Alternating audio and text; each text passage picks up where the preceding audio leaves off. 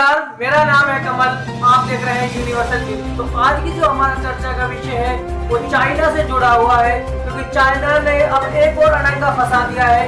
अभी हमारा भारत और चीन का जो लद्दाख में सीमा विवाद था वो पूरी तरह खत्म हुआ ही नहीं था कि उसके बाद अब तुरंत बाद चाइना उसने समुद्री सीमा से जुड़ा हुआ अब एक और अड़ंगा फंसा दिया है।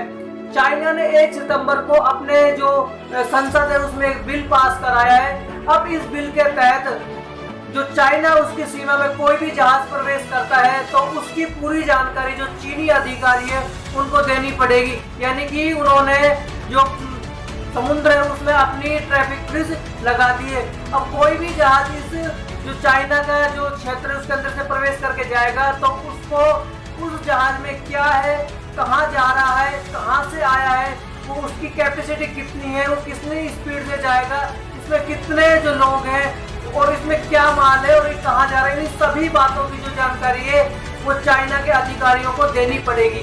अगर कोई भी जो जहाज है या उसमें जो भी जो सैनिक है वो इस चीज़ की जानकारी देने से मना कर देते हैं तो चीन के जो बिल है, जो कानून है, उसके हिसाब से उनके ऊपर उचित कार्रवाई की जाएगी। अब आप ये पूछोगे कि इससे हमें क्या दिक्कत है, तो इससे जो भारत है उसको काफी मुसीबतें हैं, साथ के साथ पूरे विश्व को इस कानून से मुसीबत होने वाली है। क्योंकि जो चाइना ने जो बिल पास किया है इसके अंदर अब मैं आपको जो चाइना के ये कानून है इसको भारत के नजरिए से देखते हैं। तो सबसे पहले मैं आप लोगों को बताना चाहूंगा, भारत का जो व्यापार है उसमें से 95% जो कारोबार है वो समुद्री माध्यम से ही होता है। समुद्री माध्यम से जो 95% कारोबार होता है इसमें से 55% जो कारोबार है वो इसी रास्ते से होता है। यानी कि इसे साउथ चाइना सी मार्ग कहते हैं, जिस मार्ग के ऊपर अब चाइना रोक लगाने जा रहा है। यानी कि 95 में से 55% जो कारोबार है वो इसी रास्ते से होता है। बाकी का जो 40% जो कारोबार है वो अन्य जो रास्ते हैं उनसे होता है। भारत का अब आप हिसाब लगा सकते हो लगभग 14 लाख करोड़ का सालाना जो कारोबार है वो इसी रास्ते से होता है। अब हमको विश्व के नजरिए से देखते हैं कि विश्व में जो देश है उनको कौन कौन सी मुसीबतें होने वाली है। तो विश्व का लगभग 1/3 जो कारोबार है वो इसी रास्ते से होता है। यानी कि सालाना 1/3 जो कारोबार है इसी रास्ते से होता है। यानी कि आप कह सकते हैं 246 लाख करोड़ रुपए का जो कारोबार है वो इसी रास्ते के माध्यम से होता है। अब मैं आप लोगों को बताना चाहूंगा, इस जो एक चीन है इसने कानून बनाया है इसके ऊपर अंतरराष्ट्रीय कानून क्या कहता है। तो अंतरराष्ट्रीय कानून जब बनाया गया था उसमें 100 से अधिक देशों के एक एग्रीमेंट हुआ था जिसे भारत और चीन दोनों सम्मिलित थे।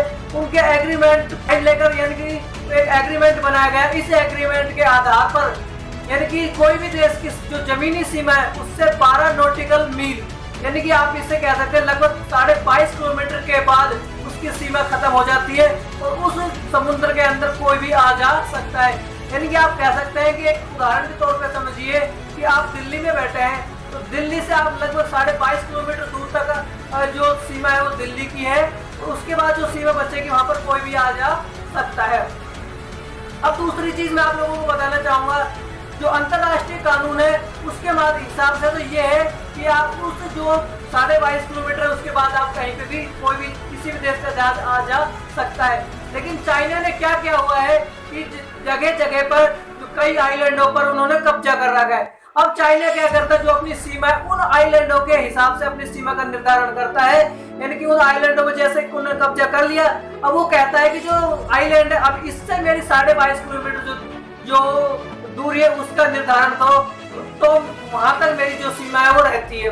अगर उन आइलैंडों के हिसाब से अगर सीमा का निर्धारण करते हैं तो चाइना जो है कि वो अपनी दादागिरी करेगा, क्योंकि उसके हिसाब से वो सीमा उसकी है। 2016 में भी जो फिलीपींस है उसने चाइना के ऊपर ये एक आरोप लगाते हुए इंटरनेशनल कोर्ट में जो दावा किया था, जिसके बाद जो इंटरनेशनल कोर्ट था उसने जो चीन के इस व्यवहार को गैर कानूनी बताते हुए जो फैसला था वो फिलीपींस के पक्ष में सुनाया था। लेकिन चाइना ने इस फैसले को मानने से इनकार कर दिया था। उन्होंने कहा था कि यह फैसला पूरी तरह औचित्यपूर्ण नहीं है। तो सबसे बड़ा सवाल ये कि आने वाले भविष्य में भारत की मुश्किलें बढ़ना लाजमी है, क्योंकि जो भारत का एक तो अफगानिस्तान में जो तालिबान है उसके बाद डिस्प्यूट बढ़ा हुआ है, अब जो चाइना है वो जो साउथ चाइना सी जो रास्ता है उसमें भी रोक लगाना चाहता है, क्योंकि भारत का लगभग 55% कारोबार इसी रास्ते से होता है और विश्व का लगभग 1/3 जो कारोबार है वो इसी रास्ते से होता है। मेरा मानना है कि वीडियो आपको पसंद आई होगी। अगर आपको वीडियो अच्छी लगे लाइक करें, शेयर करें और कमेंट करें, और हाँ, हमारे चैनल को सब्सक्राइब करना ना भूलें।